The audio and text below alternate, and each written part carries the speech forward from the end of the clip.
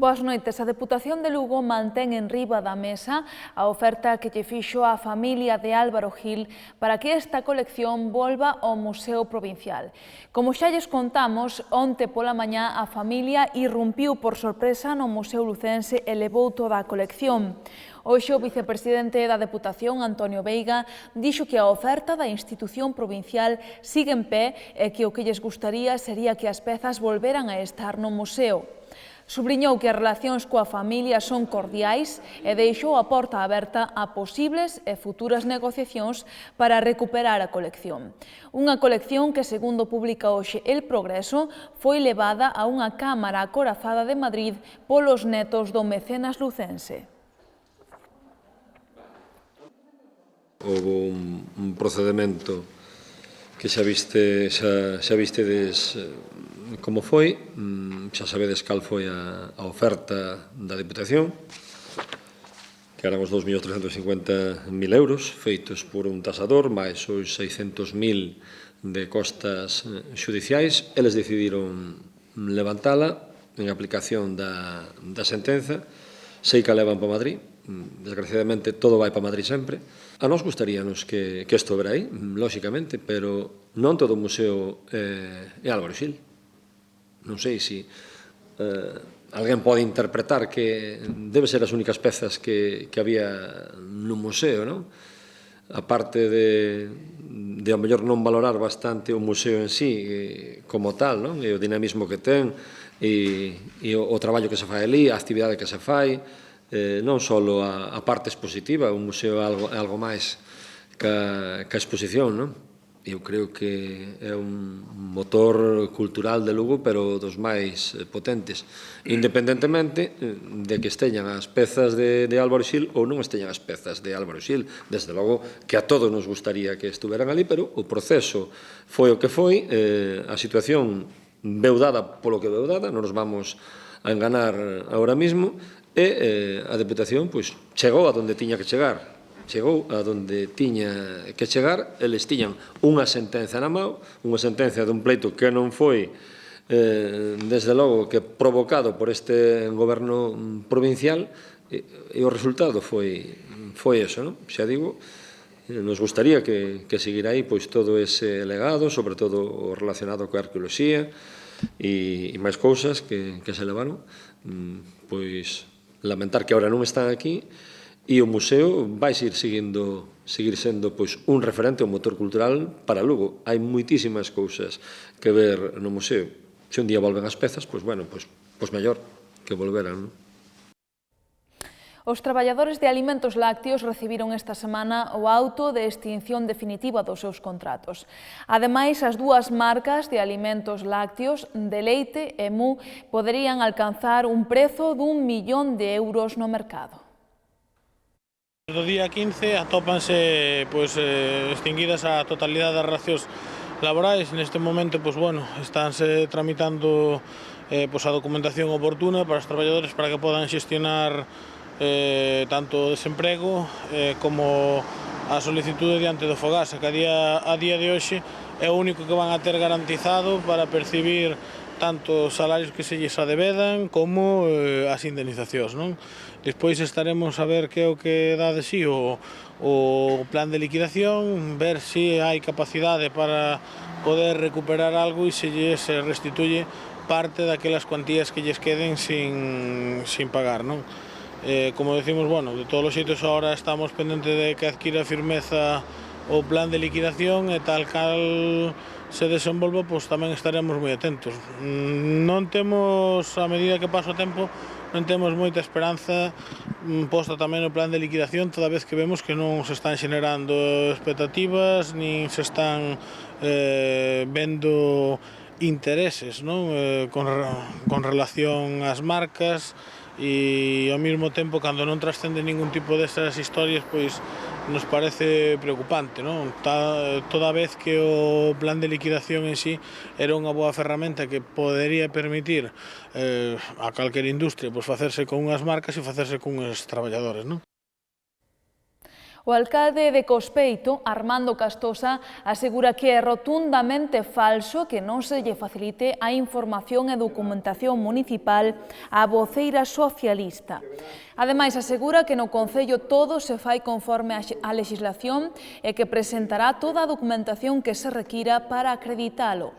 Segundo publica hoxe El Progreso, o rexedor responde así á denuncia presentada polo Grupo Municipal Socialista e que levou á apertura de dilixencias previas no xulgado de Vilalba e a unha citación en calidade de imputados a él e á secretaria municipal de Cospeito.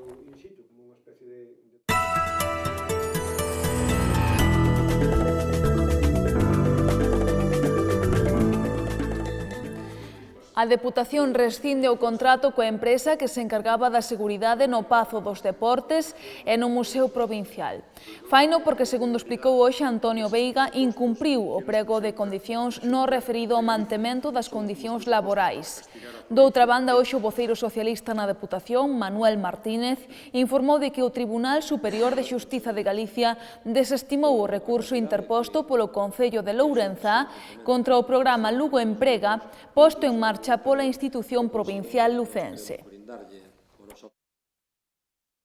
O motivo da rescisión do contrato é que, creo que todo o mundo é coñecedor do que estuvo acontecendo con estes traballadores que se manifestaron en máis dunha ocasión polas rúas de Lugo e nos fixeron chegar as súas protestas e as súas queixas. Houbo baixas en salarios que chegan incluso ata o 40%, non? Cando son traballadores subrogados que xa estaban prestando os seus servicios tanto no Pazo de Deportes como no Museo con outras empresas e que foron subrogados, dánselle 10 días de prazo a partir deste acordo que se toma hoxe para que se cumpra esa cláusula 22. Esa cláusula 22 referíase á alteración de beneficio ou prexuízo dun 10% que houbera incremento de beneficios ou pérdidas no traballo, que non é o caso. Os únicos que están sufrindo pérdidas, neste caso, son os traballadores nos seus dereitos. Deuse unha sentencia desestimatoria, é dicir, a favor da Diputación, polo que o Tribunal Superior de Xusticia rexeita o recurso contencioso do Concello de Lourenzá sobre o plan Lugo Emprega, que sabedes que foi un plan que se fixo por esta Diputación para fomentar o emprego na provincia de Lugo. Aquí fixose unha reclamación por parte do Concello de Lourenzá e foi desestimado, co cual quer dicir que ese proxecto que afectaba a 700 persoas de todos os concellos da provincia de Lugo foi correcto e estuvo en todo momento amparado pola legalidade, que era algo que o Partido Popular de vez en cuando pon en duda, que nos lamentamos que cando a Xunta de Galicia fai planes de emprego ou utiliza fondos europeos ou fondo de cooperación local, gustaríanos que tuvera polo menos algún criterio obxectivo, non o dedo e o color. O BNG critica os orzamentos da Xunta para o 2014 e pedirá partidas para determinados investimentos en Lugo, como, por exemplo, a dotación de servizos no Hospital Lucus Augusti. Hoxe os nacionalistas criticaron, ademais, os recortes aplicados polo Goberno Popular. Os orzamentos 2014 é unha continuidade, según dixo a compañera, pero é unha continuidade do continuo recorte dos orzamentos na era Feixóo, que non é só no último ano, senón nos 5 últimos anos. Estamos estes días asistindo a como por todas as provincias do país e por todas as comarcas o Partido Popular anda vendendo as maravillas, o país das maravillas. E en concreto, eu tuve que escoitar que Lugo é a provincia mellor tratada, Seica, que recibe cada habitante 728 euros, algo nunca visto na historia deste país. Tamén din que hai un aumento no gasto social nunca visto nos orzamentos da Xunta e falan dun 80%. E incluso chegan a dicir que o país maravilloso de Galicia é tal que 7 de cada 10 galegos rebaixan o IRPF. Son os 3 grandes estrelas que nos anunciou o señor Feixóo e conselleiros e arláteres. Pero, para nós, isto é un auténtico, digamos, engano, un engano máis do mentireiro verdadeiro, e a realidade é que Lugo vai a seguir camiñando cara á ruína económica do seu sector agrario, forestal, pesqueiro e do seu sector incluso industrial. O PSOE celebra mañá un congreso extraordinario para elexir nova executiva e novo secretario provincial, un cargo que quedou vacante despois da recente elección de José Ramón Gómez Besteiro como secretario xeral dos socialistas galegos. Para liderar o PSOE provincial, polo de agora só fixo pública a súa candidatura o deputado autonómico Juan Carlos González Santín, quen se perfila como único candidato, sobre todo despois de recibir xa o respaldo de destacados dirixentes do PSOE lucense, como o alcalde de Lugo, José López Orozco.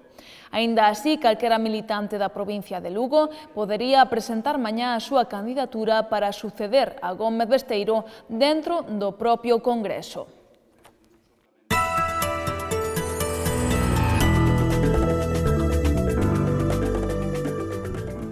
O Centro Comercial As Termas celebra esta noite a primeira edición de As Termas Midnight, unha noite na que as tendas permanecerán abertas ata as 12 da noite con importantes promocións e descontos para os seus clientes. O Centro Comercial As Termas celebra esta noite a primeira edición das Termas Midnight, unha xornada con sorpresas para os clientes que atoparán as tendas abertas ata as 12 da noite. A sesión comezou ás 9 e neste programa inclúense diversas actividades, como a entrega de agasallos para todos os visitantes, a actuación do grupo galego de soul Broken Pitch, a animación polos corredores do centro comercial e acrobacias aéreas. Ademais, a Luma Perruqueiros tamén ofrece un cambio de imaxe gratuito a quen o desexe. E para facer deste evento aínda máis especial, a maior parte das tendas que integran a oferta deste centro comercial prepararon diferentes promocións e descontos para esta noite. Na madrugada deste sábado ao domingo hai que atrasar o reloxo unha hora. Así, ás 3 da madrugada serán as 2. O obxectivo desta medida é aproveitar a luz diurna o máximo posible, aínda que os seus efectos sobre a saúde son sempre cuestionados. É un cambio habitual que se remonta ás civilizacións máis antigas. En definitiva, este sábado haberá unha hora máis para dormir.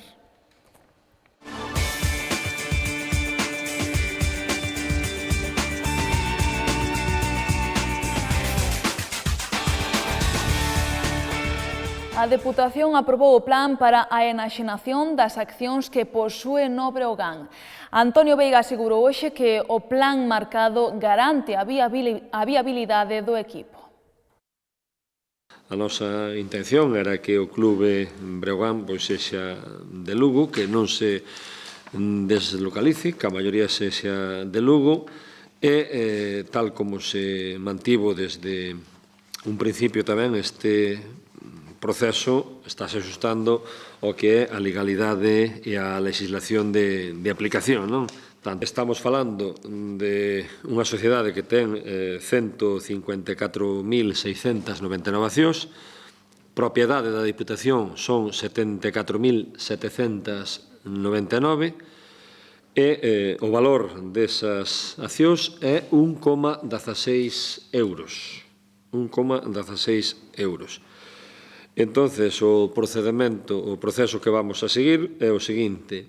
Nunha primeira fase, sería a adquisición por parte da Asociación Anónima Deportiva Breogán dun total de 30.940 accións en concepto de autocarteira, que é o 20% do total das accións, que é algo que está regulado e unha sociedade, no momento en que se constituye, non, pero despois si pode comprar en la mesma accións nesa figura que se chama autocarteira.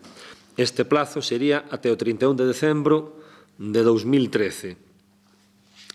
Despois habería unha segunda fase donde a oferta de venda de accións sería aos actuais accionistas do Breogán, pero tamén aos abonados. E despois a terceira fase sería a oferta pública de venta de accións aberta a todo o mundo, non?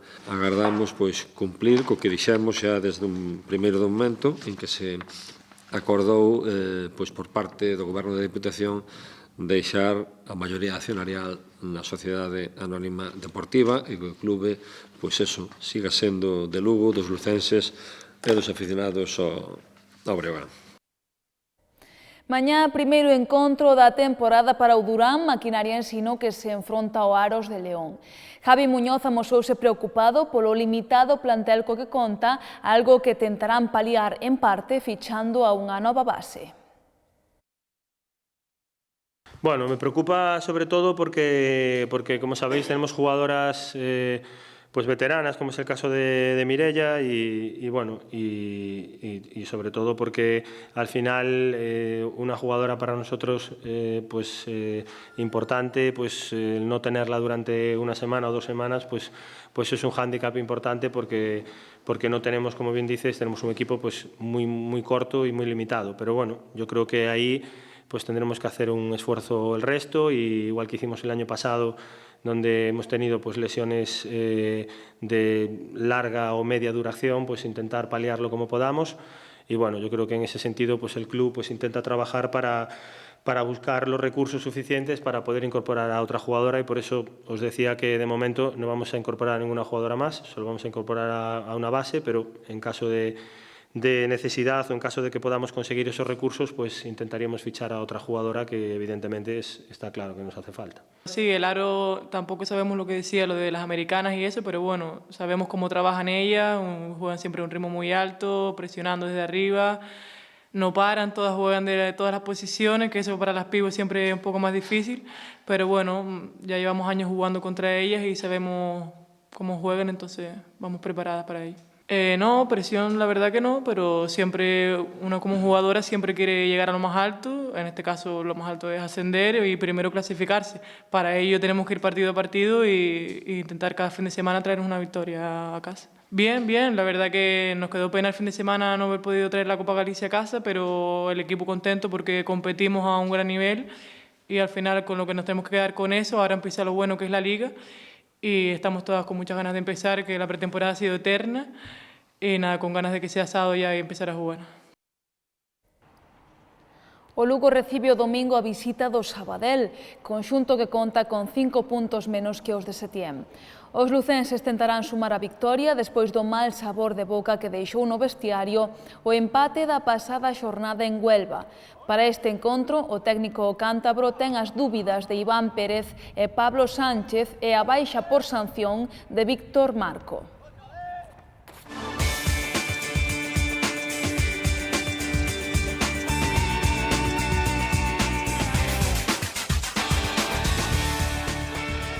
Rematou na Facultade de Humanidades o primeiro coloquio internacional sobre as cidades do poder. Hoxe analizáronse as consecuencias dos cambios sociais nos poboados indígenas.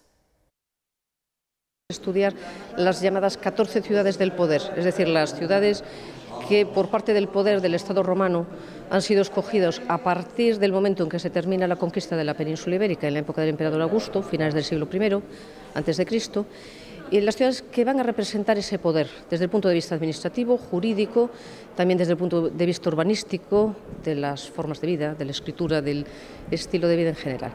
Es un coloquio que tiene un tema que hasta ahora nunca se había tratado. Hemos hablado de ciudades desde muchos puntos de vista, desde, por ejemplo, el estudio de carácter territorial de una provincia o de una región en concreto, o aspectos determinados, pues los foros de las ciudades o los templos en las ciudades, o incluso de grupos sociales, pero nunca habíamos hablado de las ciudades del poder desde todos los puntos de vista, desde el administrativo, institucional, el ideológico, el del impacto sobre los indígenas, sobre el territorio, etc. Conclusión más sorprendente no hay. Pero lo que pasa es que precisamente no es por cosas sorprendentes que avanza la ciencia, sino por datos que llegan poco a poco a nuestro conocimiento y que, equiparándolos con otros, nos permiten ver mucho mejor lo que era, por ejemplo, el Imperio Romano. Y el problema de estas jornadas es ¿qué era al final una provincia romana? ¿Qué era el Imperio Romano? Y se puede definir. Despedímonos con imaxes da exposición de Francisco Pazos que se pode ver na Galería Clérigos, pero lembren que poden manterse informados a través do xornal El Progreso e do portal do Grupo El Progreso galiciae.com. Que teñan boa fin de semana. Vémonos o vindeiro luns. Boas noites.